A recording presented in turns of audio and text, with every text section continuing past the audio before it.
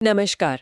आज हम एक ऐसी चीज पे बात कर रहे हैं जो कई YouTube क्रिएटर्स को परेशान करती है। हाँ जी। वो ये कि शॉर्ट्स वीडियो के व्यूज अचानक से एकदम से रुक क्यों जाते हैं। बिल्कुल, ये बहुत कॉमन प्रॉब्लम है। होता है ना कि रात में देखा तो व्यूज एकदम रॉकेट की तरह बढ़ रहे थे और सुबह उठकर देखा तो सब शांत। हाँ, हर रिफ्रेश पे हजारों व्यूज और फिर अचानक से सब थम गया। तो आज हम इसी पहेली को समझने की कोशिश करेंगे, हमारे पास जो जानकारी है उसके आधार पर। हाँ, और कई क्रिएटर्स को यही लगता है कि भाई वीडियो वायरल हो रहा था और शायद यूट्यूब नहीं रोक दिया। हाँ, ये शक तो आता है मन में। लेकिन जो जानकारी है वो बताती है कि ये दरअसल यूट्यूब के अपने सिस्टम का ही एक हिस्सा है, कोई बाहरी रुकावट नहीं है ये। अच्छा, तो ये होता क्या है असल में?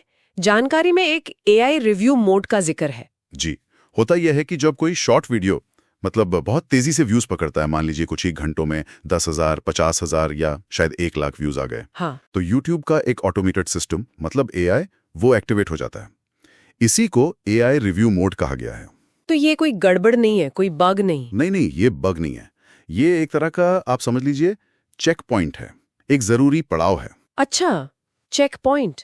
तो इसमें चेक क्या होता है? इस रिव्यू में AI कई चीजें देखता है। पहली बात कि ये जो व्यूज आ रहे हैं ये असली लोगों से हैं या नहीं। मतलब बॉट्स या स्पैम तो नहीं? बिल्कुल, कहीं ये नकली ट्रैफिक तो नहीं है। और दूसरी अहम बात कि जो कंटेंट है वो सबके लिए सेफ है या नहीं, मतलब पॉलिसी के हिसाब से ठीक है। तो जब तक सिस्टम को इन सब बातों की तसल्ली नहीं हो जाती, हाँ, तब तक वो व्यूज का काउंटर वो अस्थायी रूप से रोक दिया जाता है, वो फ्रीज दिखता है। मतलब व्यूज शायद पीछे आ रहे हों पर हमें दिख नहीं रहे। एग्जैक्टली, गिनती टेम्परेरीली रुक जाती है। और इसमें एक लेवल और जुड़ता है जब वीडियो शॉर्ट शेल्फ पर चला जाता है। Short self?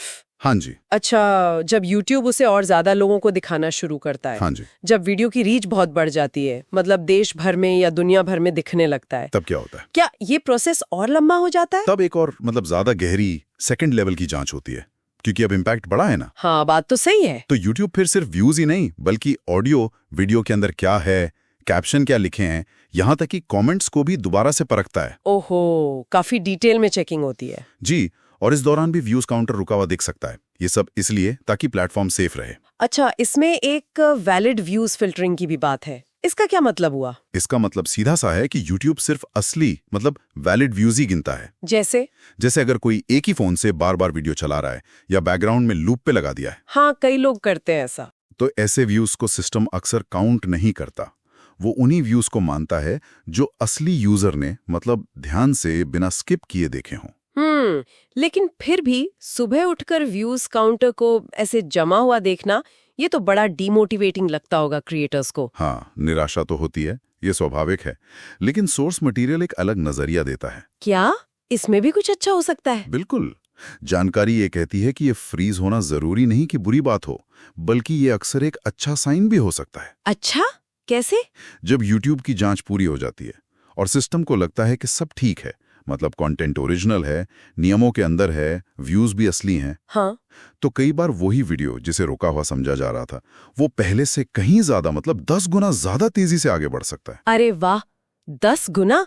तो ये एक तरह का पॉज बटन हुआ, स्टॉप बटन नहीं। बिल्कुल सही, पॉज बटन। बशर्त यह है कि आपका कंटेंट सही हो। सही मतलब ओरिजिनल हो, किसी का कॉपी ना किया हो, स्पैम ना हो, यूट्यूब की गाइडलाइंस फॉलो करता हो।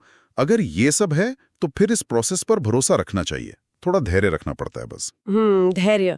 तो कुल मिलाकर आज की बातचीत से ये साफ हुआ कि YouTube शॉर्ट्स का व्यूज फ्रीज होना असल में YouTube का इंटरनल क्वालिटी और सेफ्टी चेक है। जी हाँ। और ये रुकना कोई अंत नहीं बल्कि कई बार आगे की और तेज ग्रोथ का सिग्नल भी हो सकता है। बस कंटेंट अच्छा होना चाहिए और थोड़ा सब्र रखना होगा। बिल्कुल। और ये पूरी प्रक्रिया हमें ये भी दिखाती है कि ये जो बड़े ऑनलाइन प्लेटफॉर्म्स हैं वो कैसे कंटेंट की क्वालिटी, सेफ्टी और जो वायरल ट्रेंड्स होते हैं, हाँ, उनके बीच एक बैलेंस बनाने की कितनी जद्दोजहद करते हैं। ये आसान काम नहीं है। सही कहा। और इसी से जुड़ा एक सवाल मन में आता है कि क्या सिर्फ व्यूज की संख्या ही सब कुछ है, या किसी ऑनलाइन कंटेंट की असली सफलता, उसके असर को मापने के लिए हमें कुछ और पैमानों के बारे में भी सोचना चाहिए? ये बहुत अच्छा सवाल है, सोचने वाली बात है। बिल्कुल।